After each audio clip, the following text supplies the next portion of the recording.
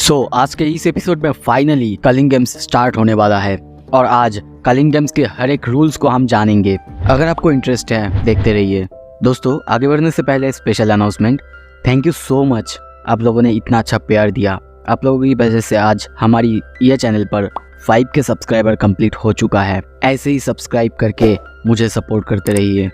Episode के शुरू में हम यूता को देखते हैं नाओया के सामने। नाओया यूता के सामने गिरा हुआ है, उसकी हालत बहुत ज्यादा खराब है। ये देख के यूता कहता है, तुम्हारी हालत बहुत बुरी लग रहा है, क्या मैं तुम्हारी कोई मदद करूं? नाओया को देखते हैं, वो नीचे गिरा रहा है, उसे समझ में नहीं आ रहा है क्या हुआ। ये समझने की कोशिश कर रहा है, क्या उसके ब्लड में पॉइजन? पर यह कैसे हो सकता है? ये उसका कोई कर्स टेक्निक नहीं हो सकता, क्योंकि ये उसका ब्लड उसी की वजह से हो सकता है और शायद ये एक ह्यूमन ब्लड है। मेरी बॉडी ये सब कुछ रिजेक्ट कर रहा है। यूता फिर से कहता है, क्या मैं तुम्हें हील करूं? वैसे मेरी रिवर्स कर्स टेक्निक से मैं तुम्हें हील कर सकता हूँ, पर बदले में मुझे भी कुछ चाहिए। तुम्हें मेरे हायर अप से जाके बात करना होगा और उन्हें बताना होगा मैंने यूजी को मार दिया है। सीन शिफ्ट होता है, हमें एक ड्रीम सीक्वेंस दिखाया जाता है जहाँ पे एक आदमी को देखते हैं, उसके हाथ में एक बच्चा है। वो उस बच्चे को लेके इधर उधर घूम रहा है और बहुत ज़्यादा खुश है। वहीं पे हम एक बूढ़े आदमी को देखते हैं, वो उस आदमी से कहने लगता है, देखो तुम कुछ भी करो अपने ज़िंदगी के साथ, पर उस औरत को छोड़ दो। वो आदमी उस बच्चे को उठाते हुए कहता है, पापा यूजी के सामने ऐसे बात तो मत कीजिए ना, क्या आपको पता है बच्चे को हमसे ज़्यादा सब कुछ याद रहता है। तभी वो आदमी चिल्ला के कहता है, हाँ मुझे पता है, तुम्हें एक बच्चा चाहिए था, वो भी काउरी के साथ, पर अब वो मर चुका है। पर तभी बाप पे आवाज़ आता है, पापा आप लोग किस बारे में बातें कर रहे हैं? तभी हम एक औरत को देखते हैं जिसके सर पर टाके लगा हुआ है, बिल्कुल केंजाको की तरह।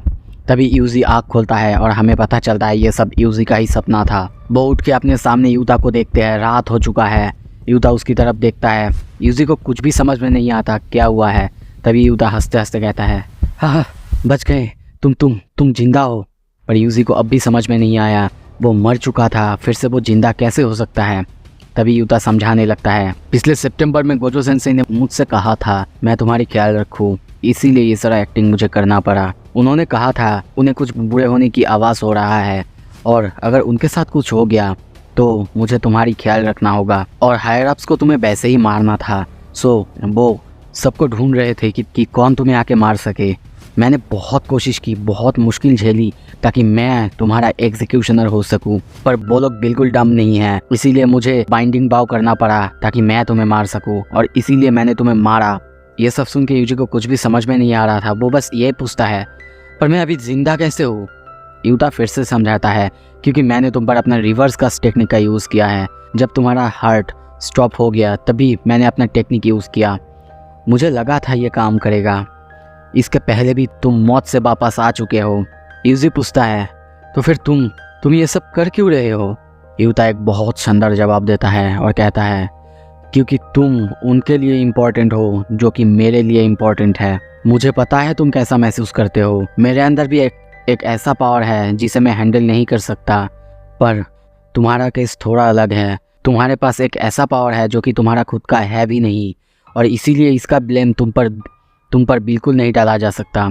यूजी को अब ये सब धीरे धीरे समझ में आने लगता है, पर तभी हमें आवाज़ सुनाई देता है, इतादोरी, और वहाँ पे हम मेगुमी फुशिगुरो को आते हुए देखते हैं। यूजी फुशिगुरो को देख के बहुत ज़्यादा खुश होता है और काइंड ऑफ रोने लगता है। फुशिगुरो आते ही कहता है, तुम यहाँ पे क्या कर रहे हो? चलो हमें वापस भी जाना है। पर यूजी जाने के लिए राज़ी नहीं होता है क्योंकि उसने बहुत सारे लोगों को मारा है। यूजी और मेगुमी को बातें करते हुए देख के यूता को कुछ याद आता है और वो सोचने लगता है, जब मैं उसे मारने वाला था तब ज़्यादा रेजिस्ट किया ही नहीं था क्योंकि वो खुद भी श्योर नहीं था। दूसरी तरफ मेगुमी को देखते हैं, वो थोड़ा गुस्से में कहता है, इसमें तुम्हारी कोई गलती नहीं है, ऐसे सेल्फिश मत बनो और चलो, हम कोई हीरो नहीं जो कि सिर्फ जस्टिस के लिए लड़ेंगे, हम हैं जुजुत्सु सॉर्सरर्स। पर फिर भी यूजी राज़ी नहीं होता और वो कहता है, जब तक मैं यहाँ हूँगा तुम लोगों को सिर्फ सफ़र ही करना पड़ेगा। पर मेगुमी फिर से चिल्ला के कहता है, तो फिर मुझे बचाओ, मुझे बचा के तुम अपना काम करो।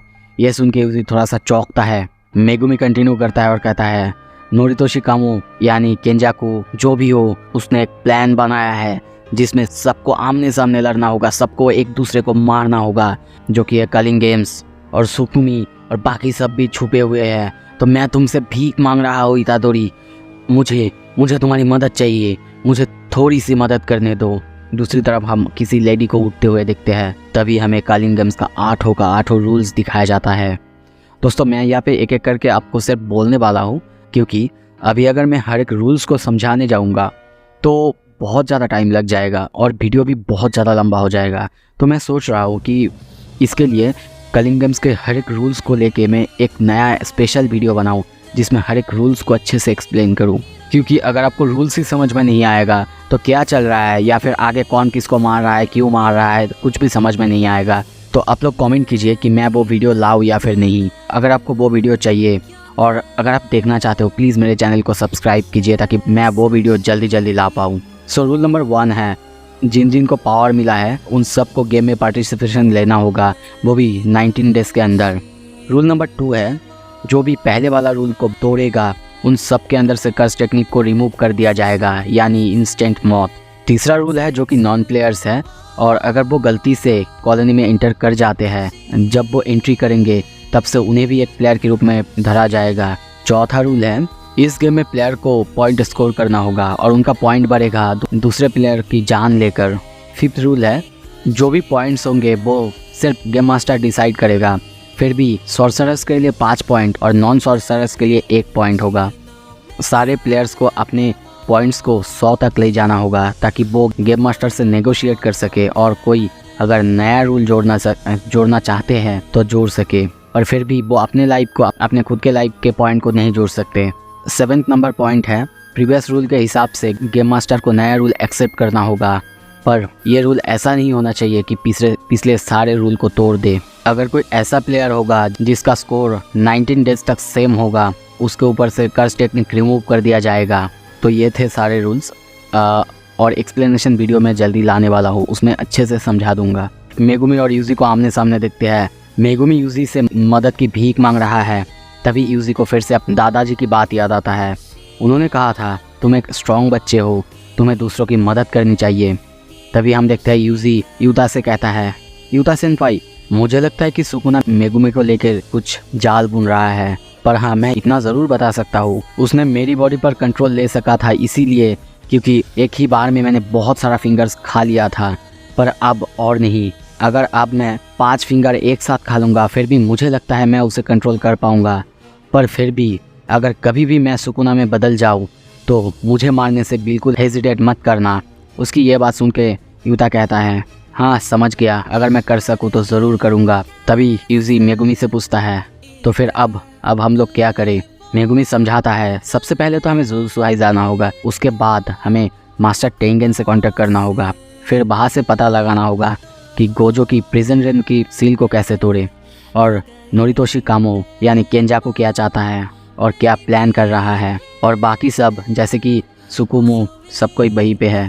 तभी यूता बीच में से कहता है, सब कुछ तो ठीक है पर प्रॉब्लम एक है, टेंगेन का बैरियर, वहाँ पे हज़ारों दरवाजे हैं जो कि इधर उधर मूव कर रहे हैं और उनमें से सिर्फ एक दरवाज़ा होगा जो सही होगा, और अगर हम लोग उनमें से सही दरवाजे को नहीं चुनते हैं तो फिर हम कभी भी मास्टर टेंगेन तक नहीं पहुंच पाएंगे। पर तभी यूजी मेगुमी की तरफ बहुत ज़्यादा सीरियस होकर कहता है, माफ़ करना मेगुमी, पर मैं एक सवाल पूछना चाहता हूँ, नोबारा उसके साथ क्या हुआ?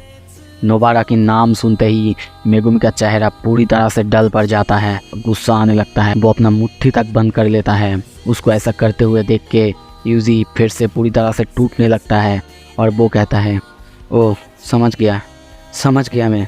पर तभी पता नहीं कहीं से चोजो आ जाता है और आके कहता है, ओह बैरियर ना, उसी बारे में हम बात कर रहे हैं ना, मैं समझाता हूँ। सीन शिफ्ट होता है, कुछ देर बाद हम जुजुत्सु के अंदर देखते हैं यूकी और माकी को देखते हैं। माकी की बॉडी आधी जली हुई है, उसकी हालत बहुत ज़्यादा ख़राब है। तभी वहाँ पे यूजी, यूता और बाकी सब आ जाते हैं और यूता माकी को देख के बहुत ज़्यादा खुश होता है, चौंक भी जाता है कि वो बिल्कुल ठीक है। पर यूकी समझाती है कि वो बिल्कुल ठीक होगा क्योंकि उसके पास immense amount of physical strength है और इसीलिए अब तक वो बिल्कुल ठीक है और अच्छे से चल फिर पा रही है। पर तभी माकी मेगुमी से पूछती है, टेंगेन की बैरियर के बारे में क्या? पर तभी देखते हैं चोजो वहाँ से आगे आता है और फिर से वो सीरियस होकर समझाने लगता है।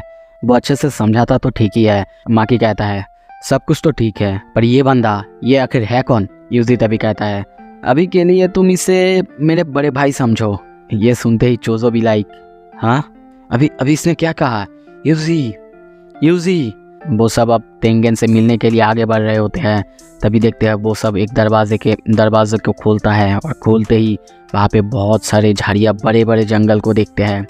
वो लोग दरवाजे के अंदर जाते हैं और जंगल के बीच एक एलिवेटर से उसी जगह में आते हैं जहाँ से तेंगेन के पास जाया जा सकता है। पर वहाँ से जाते जाते यूजी नीचे देखता है बहुत सारे खून के धब्बे और वो पूछता है ये सारे खून के धब्बे, ये सारे आखिर क्या चीज़ है। यूकी थोड़ा सा सैड होता है और ये सुन के कहता है आज से 12 साल पहले जब मैं इस बारे में सोचता हूँ तभी सब कुछ बदलना और ख़त्म होना चालू हुआ था।